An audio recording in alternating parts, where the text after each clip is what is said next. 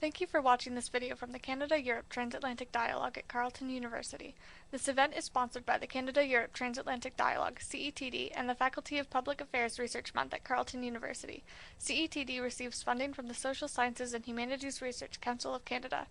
The views expressed in this video are solely those of the presenter and do not reflect the views of the CETD, SSHRC, or Carleton University. Thank you very much for the invitation to this panel, Armand. It's great to be back here to discuss these things with you. The first time I participated in a conference on EU-Canada was already in 2009 with a workshop or conference called Hübner, hosted in Vancouver. And we started to discuss actually investment already then before the negotiations started. And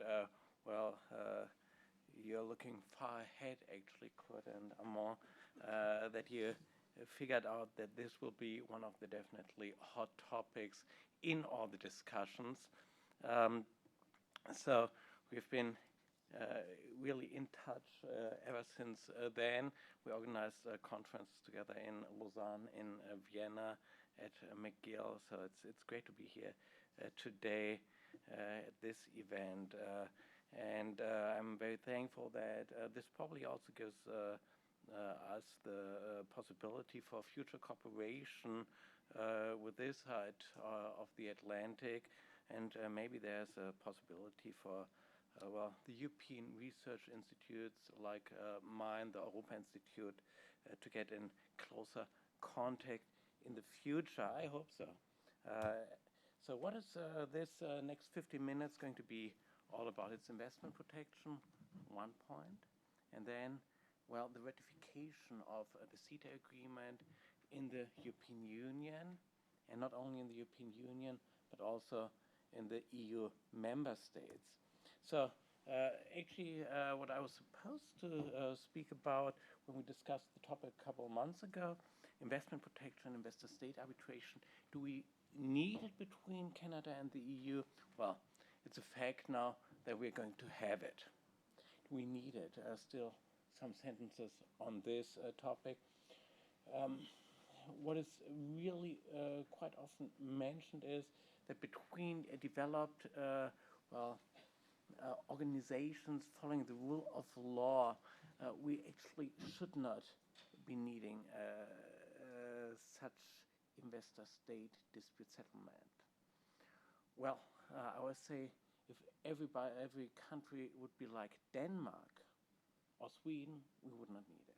But if you look inside the European Union, we have a lot of so-called intra-EU investment disputes these days, where German, French, Dutch companies actually starting investment arbitration against Eastern European states, and most recently also against Spain in some cases on subsidies in the solar energy sector. Leaving these Spanish cases aside, it's quite interesting that obviously inside the European Union, not all countries really follow the rule of law to a degree that we would hope would be the case. If you look at, for example, statistics given out by Transparency International or other organizations, NGOs, discussing the independence of judges. Well, some European countries are not in the top part of these rankings, but in the lower part of these rankings. And for this reason, I think it's still quite important to give the investors one last resort to protect their interests.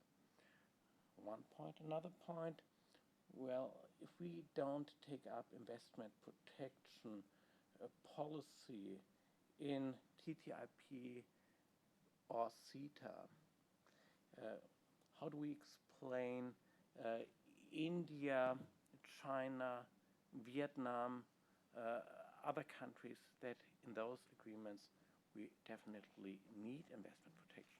Where do we draw the line? Third argument for ISDS gives actually the European Union, Canada, and the United States the possibility to develop a common position how to develop the next generation of investment protection. If the countries, these three players actually, would not be active and discuss these matters among themselves, how should they actually promote the same line when it comes to negotiations with China, with Indonesia, and so on? What is the status of the EU Commission's proposal for a tribunal to replace arbitration? We all know it. It entered into the CETA text. Only 2 weeks ago, a lot of people in the European Union said, well, we're not going to see it in any other FTAs in the future.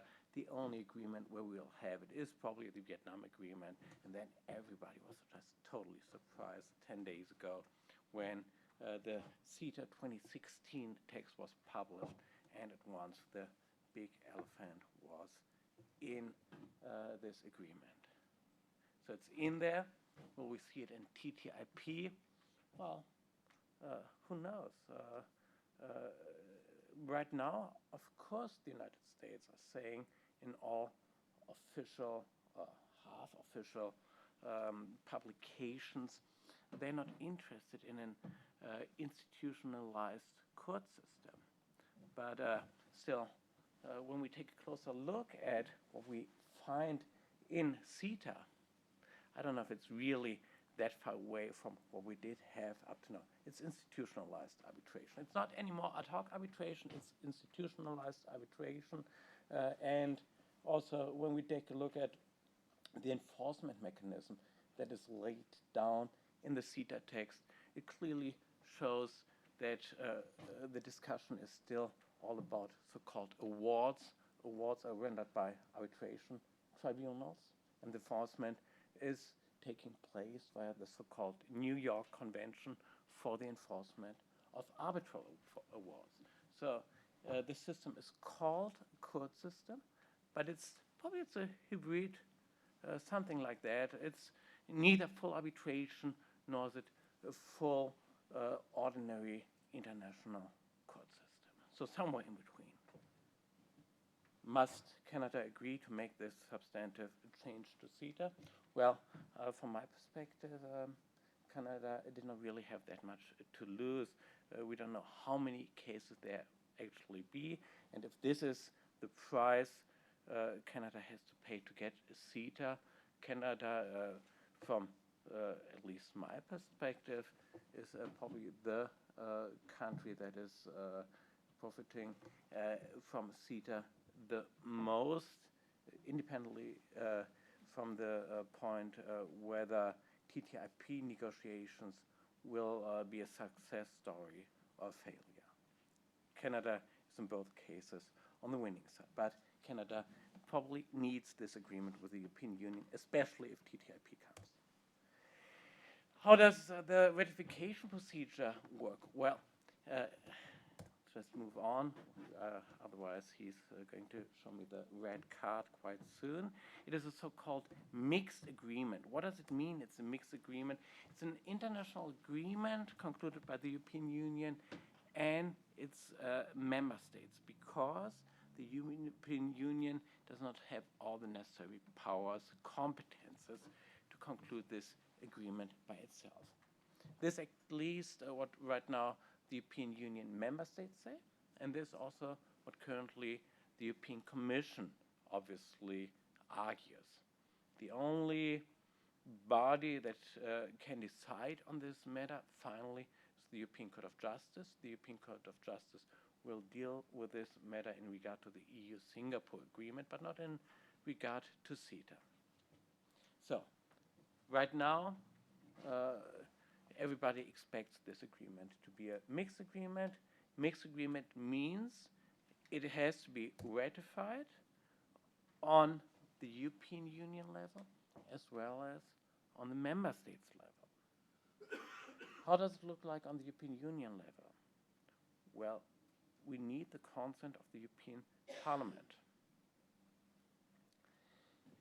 So there's not only going to be a hearing with the Parliament giving its opinion on this agreement. This used to be the case until a couple of years ago, but currently, since the Treaty of Lisbon, the European Parliament has real veto power. So if the European Parliament doesn't like it, it's gone. And the European Parliament actually gave out a resolution in 2015, summer 2015, where the European Parliament said, well, we want to see this permanent investment court in this agreement, otherwise we're not going to give our consent. So the European Parliament really has some power now in all external relations of the European Union. It's not only the Council and the Member States, but also the European Parliament, which is seen really as a representative of the civil society on the European side. And then afterwards, we need a Council decision on the ratification of this agreement. How does it look like on the Member States level? Well, on the Member States level, all 28 Member States actually have the power to veto this agreement. And this is the reason why the European Commission quite a long time argued, well, CETA looks like it's going to be a pure union agreement, because then we would not have this veto power by even Malta, Cyprus, Luxembourg, Germany, Denmark, and so on. So it's clearly in the interest of the European Union not to go for a mixed agreement, but for political reasons now a lot of public opinion argued against the ratification of CETA. For political reasons now everybody argues, almost everybody argues, it's going to be such a mixed agreement with ratification necessary on the member states level as well. So what does it mean, ratification on the member states level? Well, depends on each member state individually. How does it look, for example, in Germany, my home country? In Germany, we need a positive vote by the by the German Parliament, so the Bundestag, and then furthermore the Federal Council, which is something like a second chamber with the representatives of the German states. And maybe even the German Constitutional Court has to decide. CETA discussions are quite popular, and there's a lady in Germany, a former teacher, who started a campaign against CETA, and she collected almost a class action now with 50,000 people participating in so-called Verfassungsbeschwerden, constitutional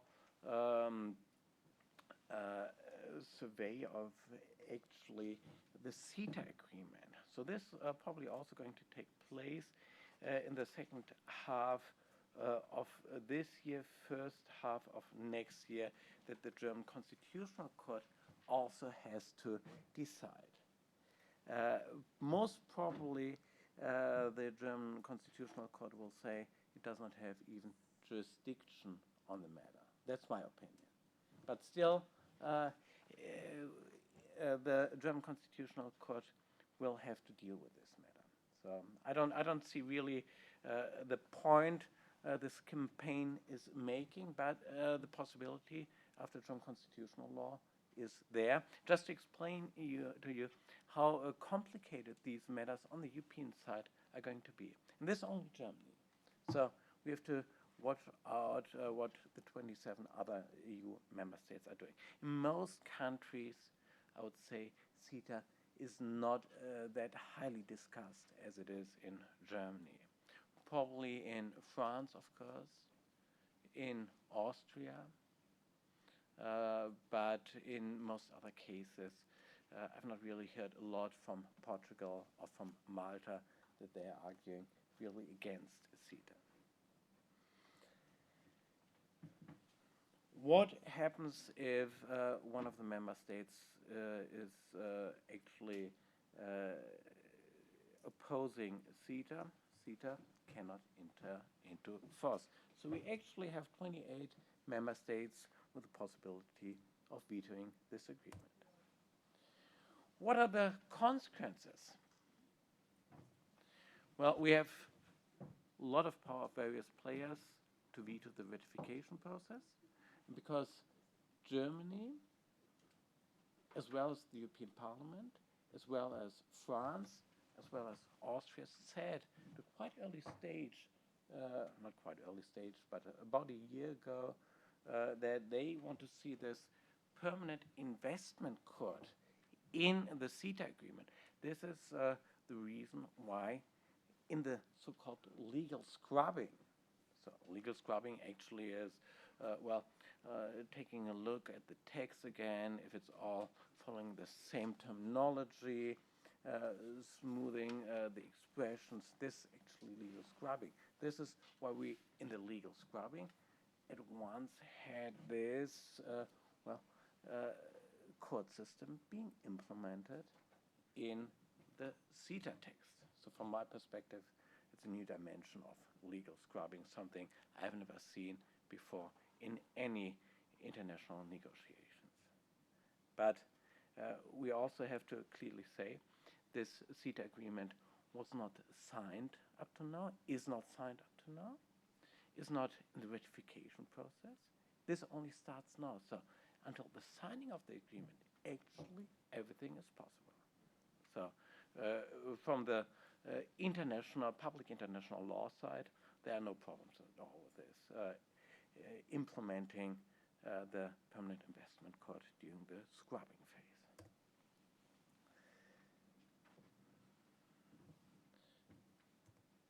What are the next steps? We're probably still in the legal scrubbing. Afterwards, we need the translation into all 24 official languages of the European Union. Afterwards, the